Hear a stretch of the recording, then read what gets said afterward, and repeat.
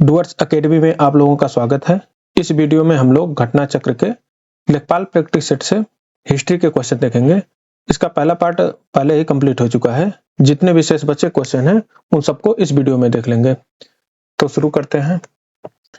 तो पहला क्वेश्चन है, सुभाष चंद्र बोस कांग्रेस पार्टी के अध्यक्ष कब बनते हैं? तो वो है, उसका आंसर है 1938 में सुभाष चंद्र बोस जो है कांग्रेस पार्टी के अध्यक्ष बनते हैं। और उस समय जो अधिवेशन चल रहा था वो था हरिपुरा अधिवेशन। उसके बाद 1939 में फिर से सुभाष चंद्र बोस कांग्रेस पार्टी के अध्यक्ष बनते हैं पट्टाभी सीतारमैया को हरा के। लेकिन इस चुनाव में गांधी जी पट्टाभी सीतारमैया को अपना समर्थन दिए रहते हैं। इसके वजह से गांधी जी और सुभाष चंद्र बोस के बीच विवाद बढ़ जाता है। इसके बाद सुभाष चंद्र बोस जी ने 1939 में अपने अध्यक्ष पद से इस्तीफा दे देते हैं। उसके बाद उन्होंने 1939 में ही फॉरवर्ड ब्लॉक की स्थापना भी करते हैं। अगला क्वेश्चन है कि बुद्ध को परिनिर्वाण कहाँ प्राप्त हुआ था? तो परिनिर्वाण का मतलब है कि कहाँ इन्होंने अपना प्राण को त्यागा था गौतम बुद्ध। तो उसका आंसर होगा कुशीनगर में। और जो बोध गया है यहाँ पे इनको ज्ञान की प्राप्ति हुई थी। और जो राजगृह है यहाँ पे इन्होंने सबसे प्रारंभिक उपदेश दिए थे। नेक्स्ट क्वेश्चन है कि बंकिम चंद्र चटर्जी के प्रसिद्ध उपन्यास आनंद मठ का कथानक किस विद्रोह पर आधारित है? तो है सन्यासी विद्रोह पर आधारित है ये। तो बंकिम चंद्र चट्टोपाध्याय का प्रसिद्ध उपन्यास आनंद मठ, इसी उपन्यास से प्रसिद्ध जो है गीत वंदे मातरम लिया गया है इसी आनंद मठ से। और यह उपन्यास जो है सन्यासी विद्रोह पर आधारित है। यह विद्रोह 18वीं शताब्दी में बंगाल क्षेत्र में हुआ था। सन्यासियों ने अंग्रेजों और अत्याचार के खिलाफ संघर्ष किया था, उसी पर यह आधारित था आनंद मठ। और जो इसमें दूसरा है ये संथाल विद्रोह, ये 1855 से 56 में हुआ था। और जो मुंडा विद्रोह है इसको बिरसा मुंडा जी ने इसको लीड किया था। नेक्स्ट क्वेश्चन है कि झांसी में विद्रोह का दमन किस ब्रिटिश सेनापति ने किया था? तो वो थे जनरल ह्यूरोज। तो झांसी में विद्रोह का नेतृत्व रानी लक्ष्मीबाई ने किया था। और वे 1857 की क्रांति की प्रमुख वीरांगना थी रानी लक्ष्मीबाई। और झांसी पर आक्रमण और विद्रोह जब हुआ था तो उसको दमन किए थे जनरल ह्यूरोज ने। और कैंपबेल जो है, कैंपबेल ये संबंधित है लखनऊ से। लखनऊ में विद्रोह को कैंपबेल ने दमन किया था। निकलसन दिल्ली क्षेत्र से संबंधित है। निकलसन जो है दिल्ली विद्रोह को दमन करने के दौरान ही इनकी मृत्यु हो गई थी। और कर्नल नील जो है इनका संबंध है कानपुर में जो विद्रोह हुआ था। नेक्स्ट क्वेश्चन है कि अंग्रेजों के साथ किस समझौते के बाद गांधी जी द्वारा सविनय अवज्ञा आंदोलन को 1931 में बंद कर दिया गया था? तो था गांधी इरविन पैक्ट। तो गांधी इरविन पैक्ट जो था ये 1931 में हुआ था। ये गांधी इरविन पैक्ट के बाद ही गांधी जी ने सविनय अवज्ञा आंदोलन को बंद कर दिया था। और सविनय अवज्ञा आंदोलन जो था ये 1930 में शुरू किया गया था दांडी मार्च के साथ ही। और गांधी जी ने सविनय अवज्ञा आंदोलन को स्थगित कर दिया था। गांधी इरविन पैक्ट में ये इसमें कहा गया था कि इसको सविनय अवज्ञा आंदोलन को स्थगित कर दिया जाए। और राजनीतिक कैदियों को रिहा किया गया, ये सब इस पैक्ट में ही लिखा गया था। और नमक बनाने की अनुमति भी मिली थी। नेक्स्ट क्वेश्चन है कि जैन धर्म में 3 रत्न यानी त्रिरत्न दिए जाते हैं और उन्हें निर्वाण का मार्ग कहा जाता है, वे क्या है? यानी जैन धर्म में जो त्रिरत्न है वो क्या है? तो है सही विश्वास, सही ज्ञान और सही आचरण। उसको सम्यक दर्शन, सम्यक ज्ञान और सम्यक चरित्र भी बोलते हैं। अगला क्वेश्चन है कि निम्नलिखित में से कौन से महत्वपूर्ण व्यक्ति ने सभी तीनों गोलमेज सम्मेलन में भाग लिया था? तो वो थे भीमराव अंबेडकर जी।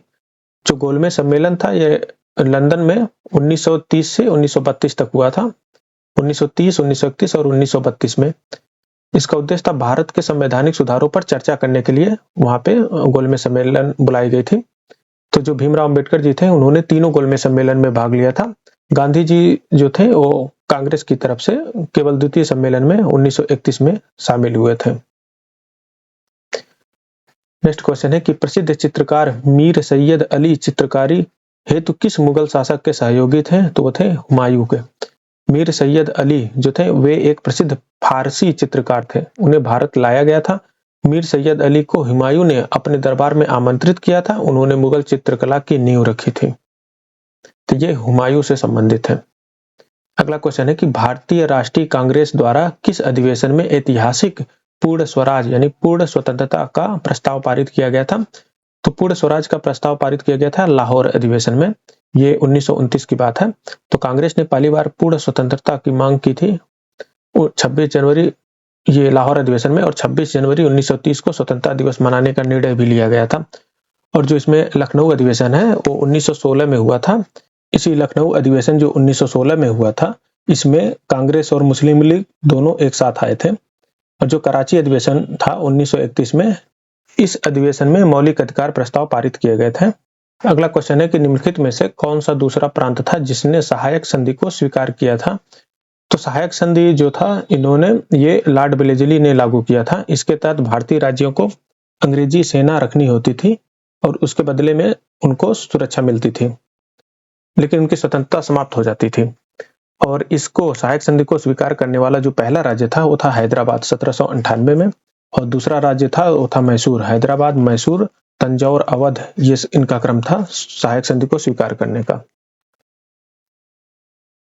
नेक्स्ट क्वेश्चन है कि किस आंदोलन के लिए महात्मा गांधी द्वारा करो या मरो का नारा दिया गया था? तो आंदोलन था भारत छोड़ो आंदोलन। यह 1942 में यह भारत छोड़ो आंदोलन की शुरुआत हुई थी। यह नारा भारत छोड़ो आंदोलन के दौरान दिया गया था, करो या मरो का। इसका उद्देश्य था अंग्रेजों को भारत छोड़ने के लिए मजबूर करना।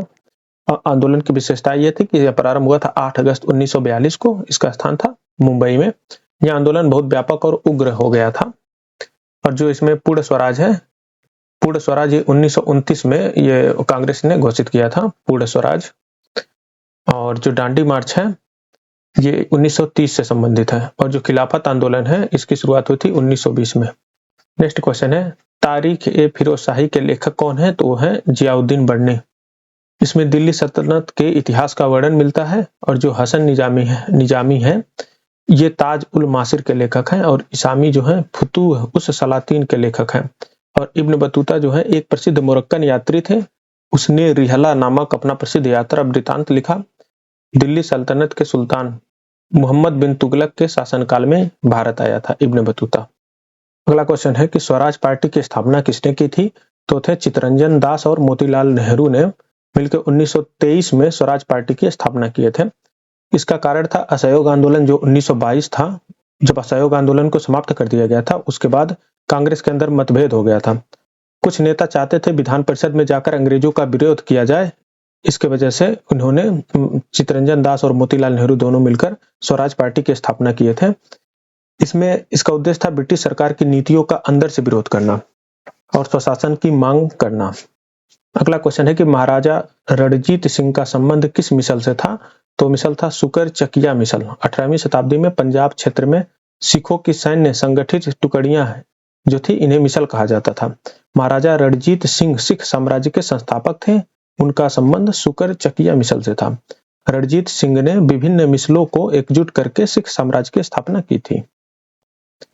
नेक्स्ट क्वेश्चन है कि सम्राट अशोक का कौन सा शिलालेख कलिंग पर उनकी विजय का उल्लेख करता है? तो वो है 13वां शिलालेख।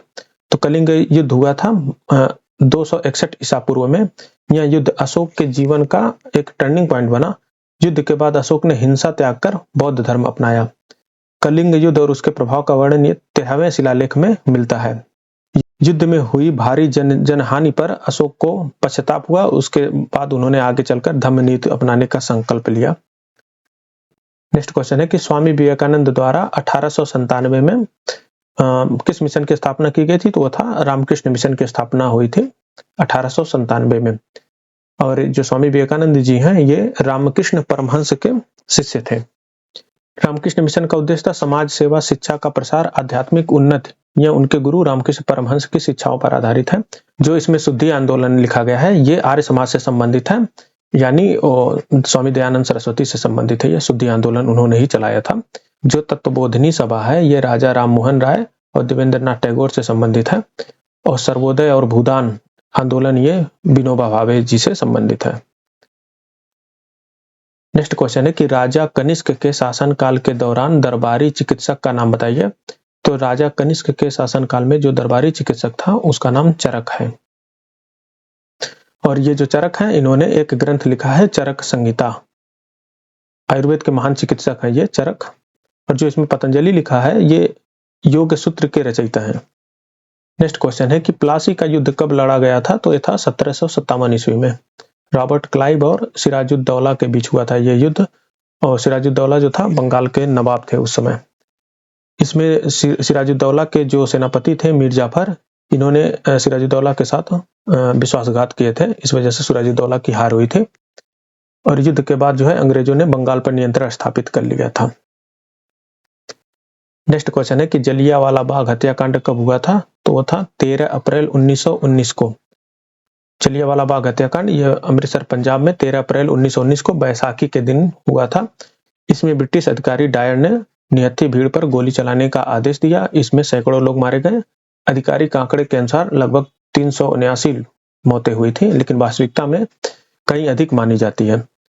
और इसी जलियांवाला बाग हत्याकांड के बाद ही रविन्द्रनाथ टैगोर जी ने अपनी नाइटहुड यानी सर की उपाधि को वापस कर दी थी। और जो 6 अप्रैल 1919 है, इस दिन रॉलेट एक्ट विरोध दिवस मनाया जाता था। रॉलेट एक्ट इसी दिन पारित हुआ था, 6 अप्रैल को ही। नेक्स्ट क्वेश्चन है कि बंगाल विभाजन बंग भंग के विरोध में आंदोलन किस वर्ष हुआ था? तो 1905 में हुआ था। तो 1905 में लॉर्ड कर्जन द्वारा बंगाल का विभाजन किया गया था।